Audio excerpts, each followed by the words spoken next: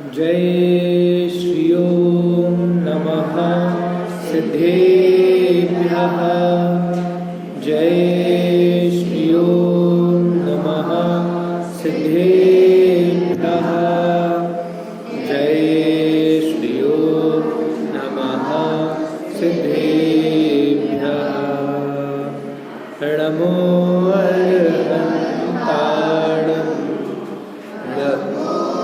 सिद्धाणं नमो आयर्याणं नमो वज्राणं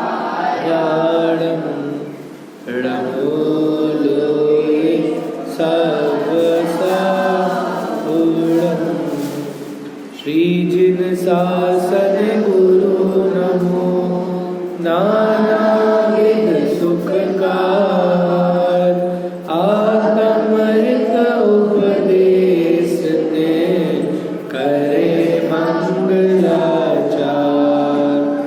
सुहृजिन शासन आत्मानुशासन शुद्ध जाकी दुख हारी सुखकारी साची सासना जाको गुण करता गुण भद्र जाको जानी भद्र गुणधारी भद्र करत उपासना। ऐसे सारे शास्त्र को प्रकाशे अर्थ जीवनी बने उपकार नाशे मिथ्या ब्रह्म वासना। ताते देश भाषा करी अंध को प्रकाश कर जाके मंद बुद्धि होंगे होते अर्थ भाषना। जाते मंद बुद्धि होंगे आसना। लक्ष्मी निवास निलयम विलीन विलयम निदान वीरम आत्मानुशासन वक्षे मोक्षाय आत्मानुशासन जी ग्रंथ आचार्य गुणभद्र देव द्वारा विरचित, जिसके 180 नंबर श्लोक पे हमें चर्चा करना है। आप लोग निकाल लीजिए पेज नंबर 173। उसके पूर्व समझ लीजिए तत्व कितने होते हैं, कौन कौन से? बहुत बढ़िया। जीव मतलब क्या? बहुत बढ़िया। अजीब? जो जानता देखता नहीं है। ठीक है। फिर जीव के बाद अजीब के बाद बंद है ना? क्या आता है?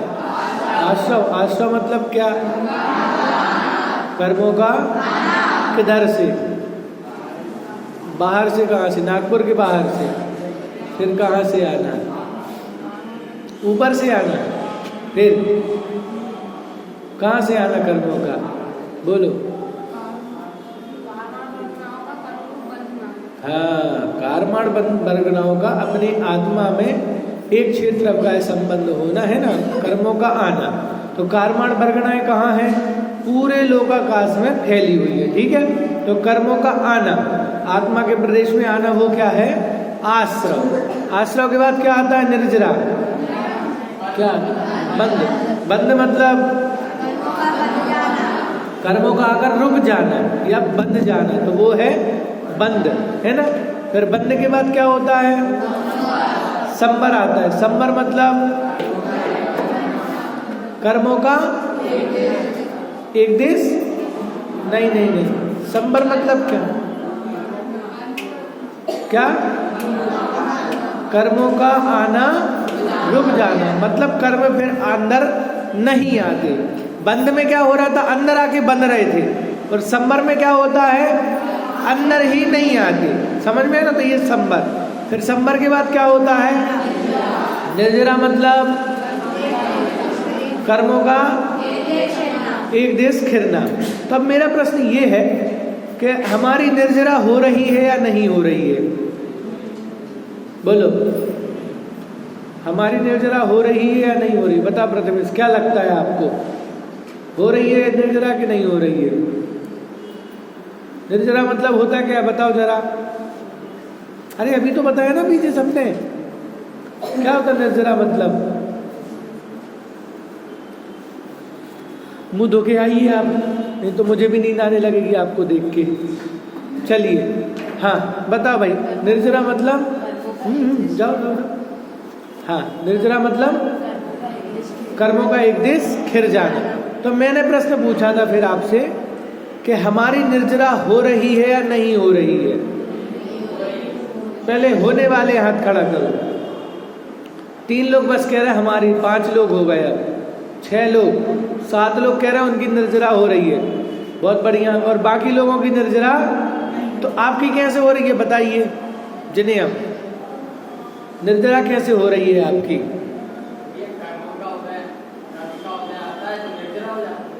कर्मों का उदय आया तो निर्जरा होगी, बहुत बढ़िया बात है। और बाकी लोगों की निर्जरा क्यों नहीं हो रही है, मतलब बाकी लोग बीतरागी हो गए, उनके कर्मों का उदय नहीं आ रहा। देखो प्रत्येक जीव में, संसार में ऐसा कोई भी जीव नहीं है जिसके कर्मों की निर्जरा नहीं हो रही हो। मतलब जितने जीव हैं सभी जीवों की कर्मों की निर्जरा तो अवश्य हो रही। अब वो निर्जरा कैसे होती है। निर्जरा 2 प्रकार से। कितने प्रकार से, 2 प्रकार। सब बोलेंगे अभी लिखना नहीं है, आप सुनो पहले, है ना। लिखने में आप टाइम लगा देते हो, सुनते नहीं हो फिर। तो निर्जरा 2 प्रकार की। कितने प्रकार की, 2। सब बोलेंगे सम्यक। कितने प्रकार की निर्जरा, 2। कौन कौन सी, अभी तो बताई नहीं मैंने। हाँ बताओ किसको पता है। हाँ बोलो श्रेयस, बैठे बैठे बताइए। हाँ शब्द बदल दिया, सकाम निर्जरा और अकाम। और दूसरा नाम क्या है इसका, बोलो। हाँ सविपाक निर्जरा और अविपाक निर्जरा, 2 नाम है ना। पहली नाम क्या है, सविपाक निर्जरा और अविपाक। तो अब ये सविपाक निर्जरा क्या कहलाती है और अविपाक निर्जरा क्या कहलाती, कोई बताएगा।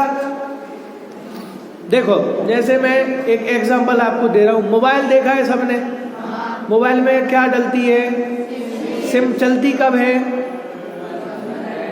जब उसमें रिचार्ज हो, क्योंकि नेटवर्क तो बिना रिचार्ज के भी आते हैं। तो चलेगी कब, जब उसमें रिचार्ज हो। रिचार्ज कितने दिन का होता है, बोले भैया जितना आप करवा लो उतने दिन का होता है।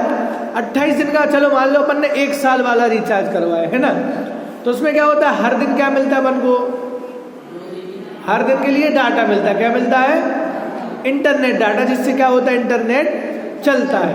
तो अब जैसे मुझे आज डाटा मिला 2 GB और मैंने डाटा का यूज नहीं किया, तब रात में 12 बजे के बाद क्या हो जाएगा, क्या हो जाएगा, वो डाटा खत्म हो जाए। फिर अगले दिन कौन सा मिलेगा, अगले दिन दूसरे दिन वाला मिलेगा। पहले दिन वाला आप यूज करो या नहीं करो, क्या हो जाएगा, खत्म हो जाएगा। अच्छा ठीक है, अब मुझे मान लो अभी डाटा मिला और मैंने 1 घंटे बैठ के पूरा डाटा खत्म कर दिया, तो अब क्या होगा, अब क्या होगा, अब भी क्या होगा, अगले दिन डाटा मिलेगा नहीं तो रिचार्ज कराना पड़ेगा। बात समझ में आई इतनी।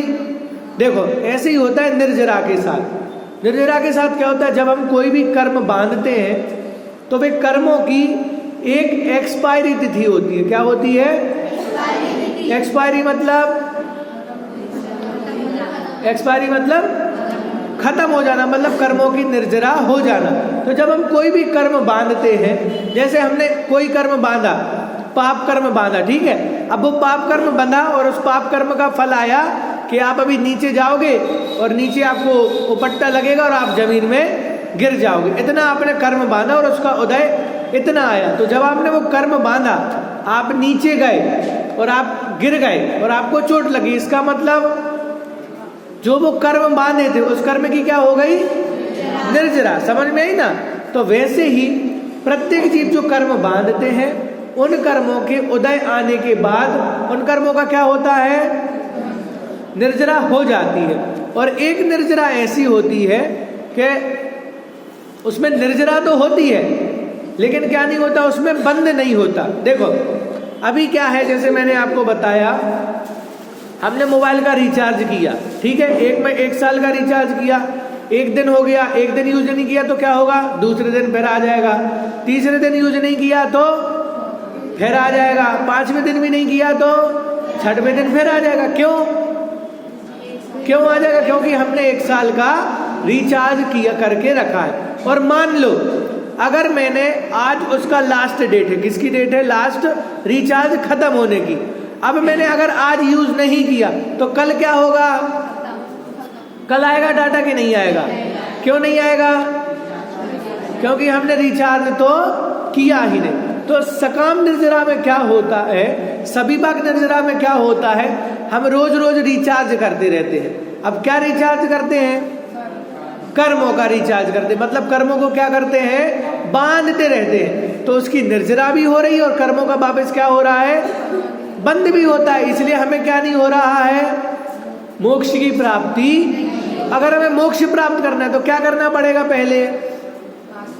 पहले क्या करना पड़ेगा? रिचार्ज करना बंद करना पड़ेगा। अगर हम रिचार्ज बंद कर देंगे तो फिर क्या होगा? फिर वापस से हमें नेट नहीं मिलेगा, फिर वापस से हमें कर्म बंद नहीं मिलेंगे।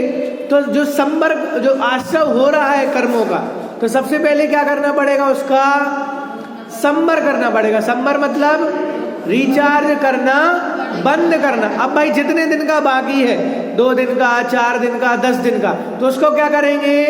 धीरे धीरे यूज करेंगे। तो वैसी निर्जरा में होता है। अगर हम सविपाक निर्जरा कर रहे हैं, मतलब रिचार्ज करते जा रहे हैं, तो उससे क्या होगा? रिचार्ज खत्म भी होगा और दूसरे दिन फिर मिल जाएगा, फिर खत्म होगा, दूसरे दिन फिर मिल जाएगा। तो वैसी कर्मों की निर्जरा। अगर हम बंद कर रहे हैं, कर्मों का आश्रय कर रहे हैं, कर्मों का बंद कर रहे हैं, तो इससे क्या होगा? कर्मों की निर्जरा तो हो रही है, लेकिन फिर क्या होता है? निर्जरा के बाद फिर से कर्म बन जाते हैं। इसलिए हमें मोक्ष नहीं होता। और मोक्ष कब होता है? मोक्ष कब होता है? जब सभी कर्मों का क्या हो जाता है? जब सभी कर्मों का नाश हो जाता है तब मोक्ष होता है। तो यहाँ भी वही चीज बताई कि जब तक कर्मों का बंद होता रहेगा और निर्जरा चलती रहेगी, तब तक हमें क्या नहीं होगा? मोक्ष नहीं होगा। तो ये तो सविपाक निर्जरा है कि कर्म बंध रहे हैं, उनका उदय आ रहा है और कर्मों की क्या हो रही है? निर्जरा हो रही है। ठीक है। और अविपाक मतलब क्या है? कि कर्मों का आना क्या कर दिया है?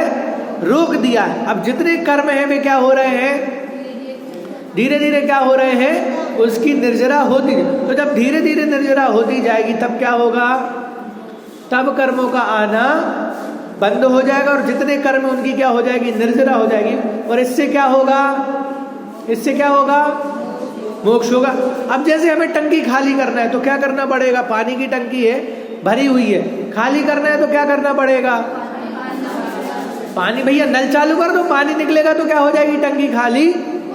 अच्छा ठीक है, मैंने नल खोल दिया और मैंने पीछे से बोरिंग मशीन डाल दी उसमें पानी भरने, तब टंकी कब खाली होगी?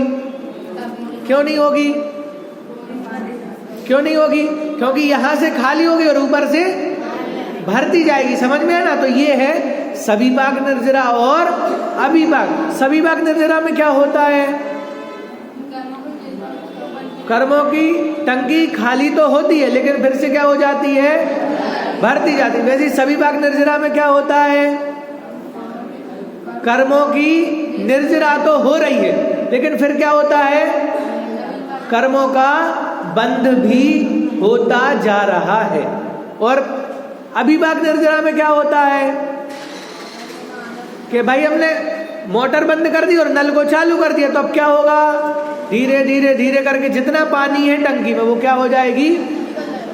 क्या हो जाएगा? वो निकल, तो टंकी पूरी खाली। तो ये समझ में आया सबको? किसको समझ में नहीं आया? सविपाक निर्जरा और अविपाक निर्जरा प्रथम समझ में आया? आयुष सुना है? बताओ क्या होता है?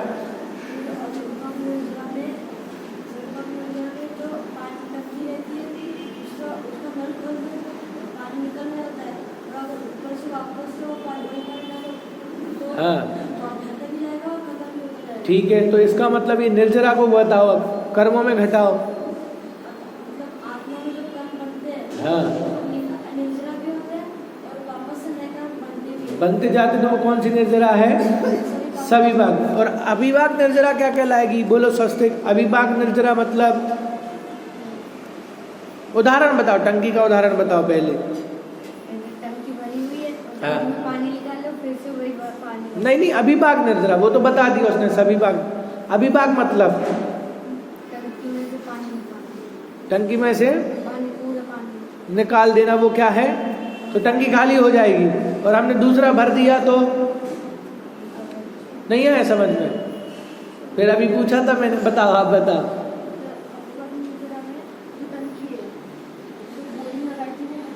हाँ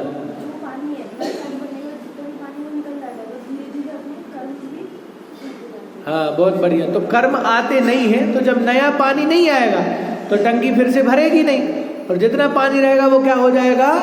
निकल। ये समझ में आया सबको? सभी बाग निर्जरा और अभी मैं सिर्फ आपको परिभाषा बता रहा हूँ, फिर आप उसका उदाहरण बताना, ठीक है? फिर से परिभाषा बता रहा हूँ। सभी बाग निर्जरा में ये होता है, कर्मों की निर्जरा भी होती है लेकिन दूसरे कर्मों का बंद होता जाता है, इसलिए उसे क्या कहते हैं? सभी बाग निर्जरा। और ये सभी बाग निर्जरा संसार में जितने जीव हैं उन सभी जीवों की सभी बाग निर्जरा तो होती है, क्योंकि कर्म का बंधन होता है। कर्म का बंधन होने के बाद कर्म का उदय आता है, और वो रस दे के अपना कर्म क्या होता है? निर्झरित हो जाता है, ठीक है? और दूसरी है अभिभाग निर्जरा। अभिभाग निर्जरा मतलब ये अभिभाग निर्जरा ज्ञानी जीवों को होती है। वे क्या करते हैं? कर्मों का बंधन रोक देते हैं, और जितने कर्म हैं पुराने उनका क्या करते हैं? धीरे धीरे निर्जरा करते। तो ऐसी निर्जरा होने पर क्या होता है कि आत्मा में जितने भी कर्म हैं वे सभी झड़ जाते हैं, और फिर क्या होता है? बोलो, आत्मा खाली हो जाए तो क्या होगा? सारे कर्म चले जाएंगे तो क्या होगा? मोक्ष प्राप्त। तो ये तो होगी परिभाषा। अब इसका उदाहरण बताओ कोई दूसरा, टंकी वाला नहीं। बताओ कौन बताएगा? हाँ बताओ।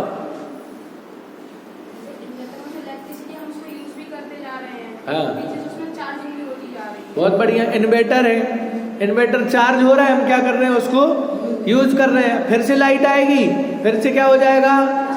तो ये कौन सी निर्जरा हो गई? किसकी? इन्वर्टर की कि हमारी? हाँ किसकी? हमारी। हाँ तो ये तो एग्जाम्पल है। तो ये क्या हो गया? सभी भाग। और अभिभाग निर्जरा में क्या होगा? हाँ हाँ भाई, अब इन्वर्टर निकालना है, अब लाइट आने लगी तो क्या करेंगे? जितनी बैटरी बची है उसको क्या करो? यूज कर लो, फिर से चार्ज नहीं करो। तो ये क्या हो गई? अभिभाग निर्जरा। बहुत बढ़िया। और कौन बताएगा दूसरा उदाहरण? बहुत सारे उदाहरण है डेली के, बोलो। हाँ मोबाइल का क्या? मोबाइल को अपन लोग जैसे कि एक बार चार्ज करते हैं उसको वापस चार्ज करते हैं। हाँ समझाओ इसको, उदाहरण तो सही है, समझाओ, तब तो आपको वो निर्जरा समझ में आएगी।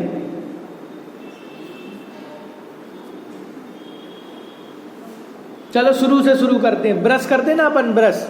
तो ब्रश किया, उसमें क्या लिया? पहले पेस्ट लगा। अब ब्रश करते जा रहे हो, क्या कर देते हैं?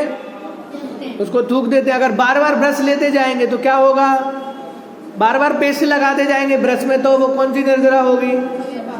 सभी बाग निर्जरा। और एक बार हमने लिया पेस्ट, ब्रश में पेस्ट लगाया और एक बार अच्छे से साफ किया, और फिर क्या हो गया? जब धीरे धीरे जितना पेस्ट बचा उसको क्या किया? खत्म किया, दोबारा नहीं लिया। तो ये क्या हो गई? समझ में आया सबको? अभिभाग निर्जरा और सब। तो अब मुझे एक बात बताओ, इन दोनों में से काम वाली निर्जरा कौन सी है? मतलब अच्छी निर्जरा कौन सी है? क्यों है?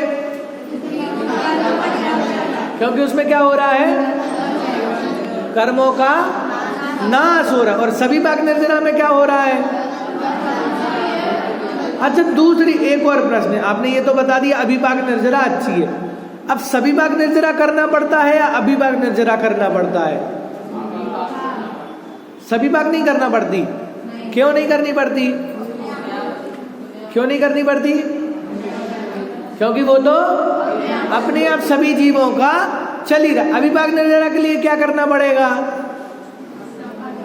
क्या करना पड़ेगा?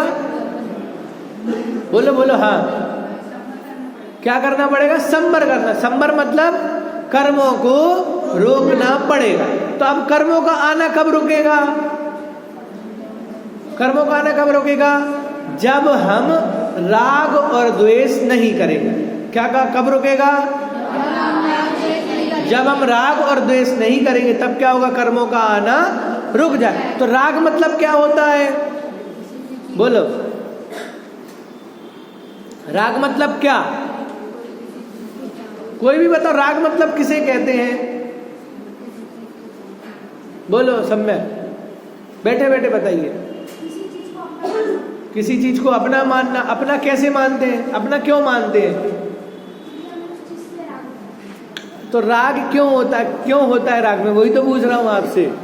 हम किसी चीज को अपना मानते हैं, वो तो राग के कारण, लेकिन क्यों मानते हो उस चीज को अपना? बोलो। हाँ, राग क्यों होता है? जब कोई वस्तु हमें अच्छी लगती है तो हम क्या करते हैं? उसको अपने पास रखना चाहते हैं, उसे क्या कहते हैं? और द्वेष किसे कहते हैं? राग का जस्ट अपोजिट है द्वेष। तो राग में क्या लग रही थी चीज? अच्छी, तो हम क्या कर रहे थे? अपने पास। अब द्वेष में क्या होगा? कैसी लगेगी वस्तु? बुरी लगेगी, फिर उसको क्या करेंगे हम? दूर करेंगे। तो राग करेंगे तो राग का बंध होगा, द्वेष करेंगे तो पाप का बंध होगा। इसलिए क्या नहीं करना है?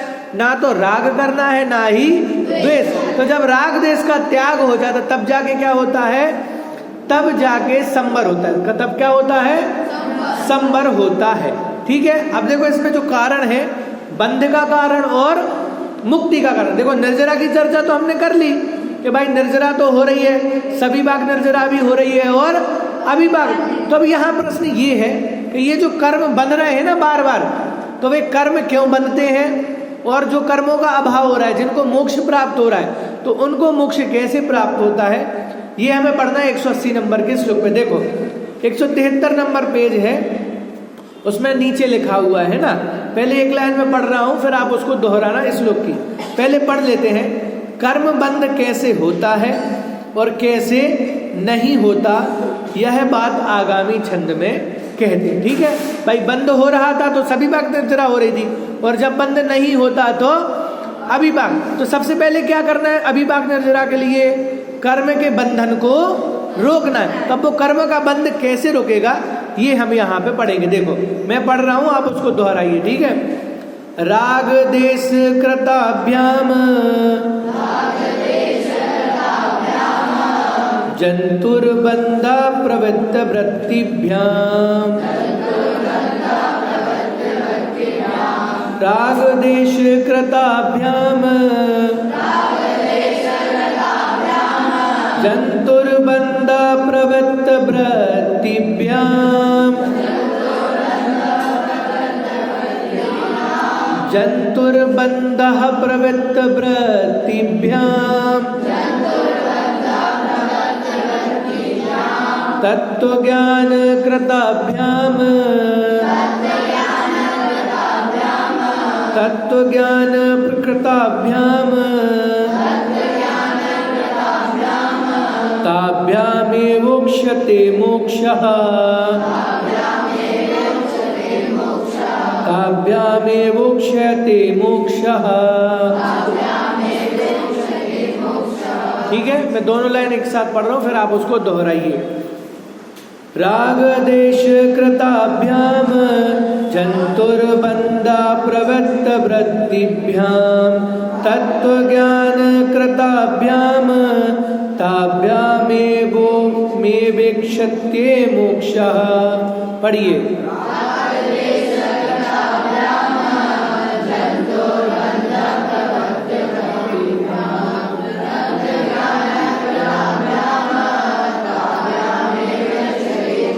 एक बार और पढ़ते इसको दूसरी लय से, जो आर्या छंद है उसकी लय से पढ़ते। ठीक है, पहले मैं पढ़ रहा हूँ, फिर आप उसको दोहराइए। राग देश कृताभ्याम जंतुर्बंधा प्रवृत्त वृत्तिभ्याम। बोलिए।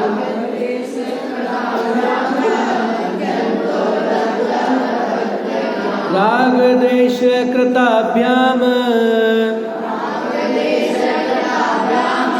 जंतुर्बंधा प्रवृत्त वृत्तिभ्याम। तत्वज्ञान कृताभ्याम ताभ्यामेवोक्ष्यते मोक्षः। ठीक है, पद्यानुवाद पढ़ते हैं। राग देश भावों से युक्त प्रवृत्ति और अप्रवृत्ति से बनते और मुक्त होते तत्व ज्ञान सहित इनसे। देखो अर्थ पेज नंबर 174 पे। राग द्वेष आदि भावों से की गई प्रवृत्ति और अप्रवृत्ति से तो बंध होता है, और तत्व ज्ञान से की गई प्रवृत्ति और अप्रवृत्ति से मोक्ष दिखाई देता है। अब 2 लाइन यहाँ पे दी हैं।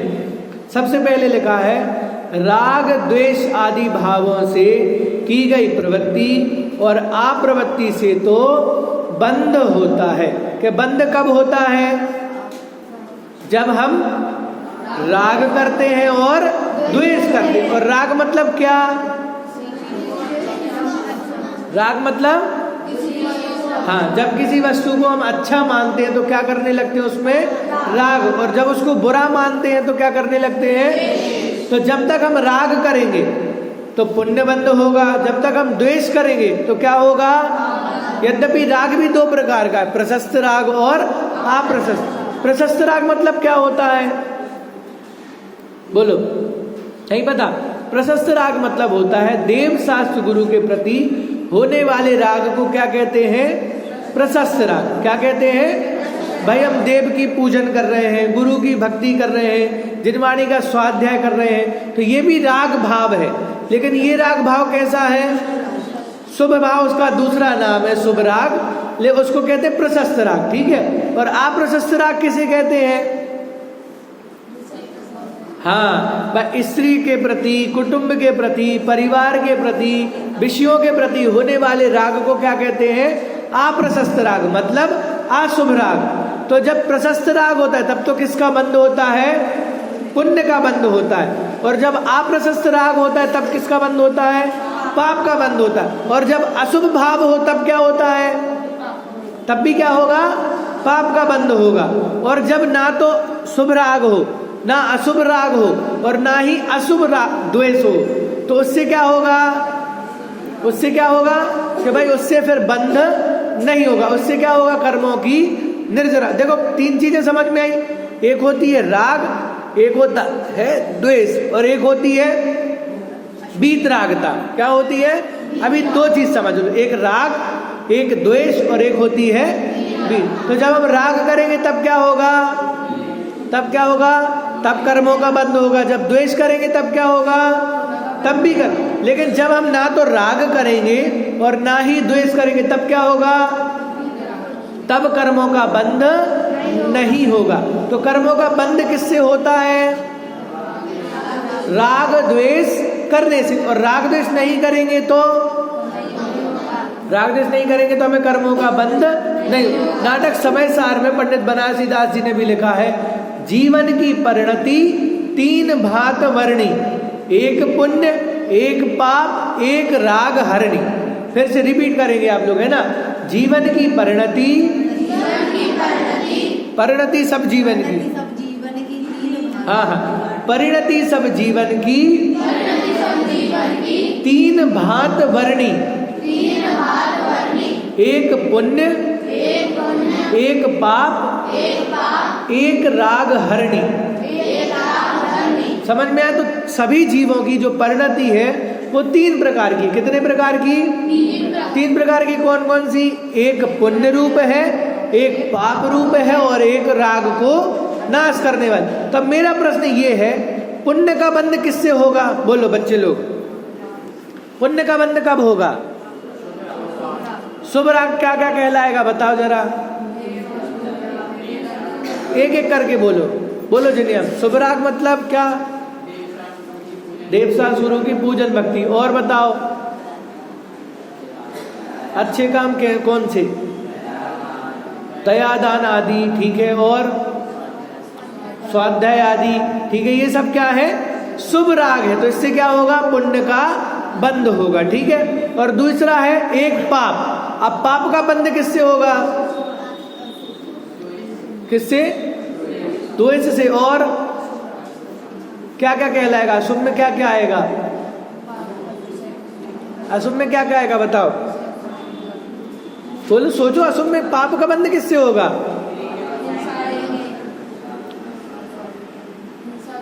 हाँ, जब हम किसी जीव को मारेंगे, सताएंगे, उसका दिल दुखाएंगे, मतलब हिंसा करेंगे, तो क्या होगा? पाप का बंध। उसी प्रकार से झूठ बोलेंगे, चोरी करेंगे, कुशील करेंगे, परिग्रह इकट्ठा करेंगे, तब क्या होगा? हमें पाप बंध होगा। जब कषाय करेंगे तब क्या होगा? पाप बंध होगा। तो एक पुण्य रूप हो गया और एक क्या हो गया? पाप रूप। अब तीसरा क्या है? तीसरा क्या है? एक पुण्य, एक पाप और एक राग हरणी। तो अब ये राग का हरण कब होगा? राग का हरण कब होगा? जब तत्व ज्ञान होगा। कब होगा? तत्व ज्ञान से क्या मिलता है? क्या फायदा होता है तत्व ज्ञान से? बोलो, तत्व ज्ञान से क्या फायदा? बताओ। हाँ बेटे बेटे, इसका बंद होना। तत्व ज्ञान से हमें, देखो मैं बता रहा हूं, आप सुनिए, लिखो मत बेटा, अभी सुनो इधर और उसको दोहराओ, ठीक है? तत्व ज्ञान से होता है पदार्थों का ज्ञान। क्या होता है? पदार्थों का कैसा ज्ञान होता है? यथार्थ ज्ञान होता है। कैसा होता है? यथार्थ ज्ञान मतलब सही जानकारी। यथार्थ ज्ञान मतलब तो अब मुझे एक बात बताओ, अग्नि कैसी होती है? अग्नि कैसी होती है? उष्ण होती है, मतलब गर्म होती है। तो कब होती है गर्म? गर्मियों में गर्म होती है ना? कब होती है? बरसात में होती होगी। फिर ठंडियों में होती होगी गर्म, हमेशा। अच्छा, संडे को होती होगी, मंडे को भी होती है। होती कि नहीं होती? होती है ना? ट्यूसडे को 7 दिन होती है। होती कि नहीं होती? अच्छा, नागपुर में होती होगी, छिंदवाड़ा में होती कि नहीं होती? गोरैया में होती, सिरोंज में होती नहीं होती? सब जगह होती है। अच्छा ठीक है, मैं जलाऊंगा तो गर्म होती है, और कोई जलाएगा तो नहीं हो। तो कब होती है? कोई भी जलाए, अगर छोटा बच्चा जलाएगा और बड़ा बच्चा जलाएगा, हमेशा गर्म होती है। तो अग्नि कैसी होती है? गर्म, मतलब हमेशा, हर जगह, सब काल में, चाहे कोई भी द्रव्य हो, कोई भी उसको जलाए, अग्नि कैसी होगी? तो अब मुझे एक बात बताओ, जब हमें पता चल गया कि अग्नि कैसी होती है? गर्म, तो अब हमें अग्नि अच्छी लगती है कि बुरी लगती है? बोलो। कहना भैया सर्दियों में तो अच्छी लगती है और गर्मी में कैसी लगती है? तो ये क्यों लगती है बुरी? क्योंकि अभी हमें राग और द्वेष है। क्योंकि सर्दियों में हमें सर्दी लगती है और वो आग हमें क्यों अच्छी लगती है? क्योंकि वो हमें ऊष्मा प्रदान करती है। और गर्मियों में चूंकि हमें शरीर से राग है और वो गर्मी में गर्मी पैदा करती है, इसलिए हमें कैसी लगती है? वो बुरी लगती है। तो इसका मतलब अभी हमें उस अग्नि के बारे में सही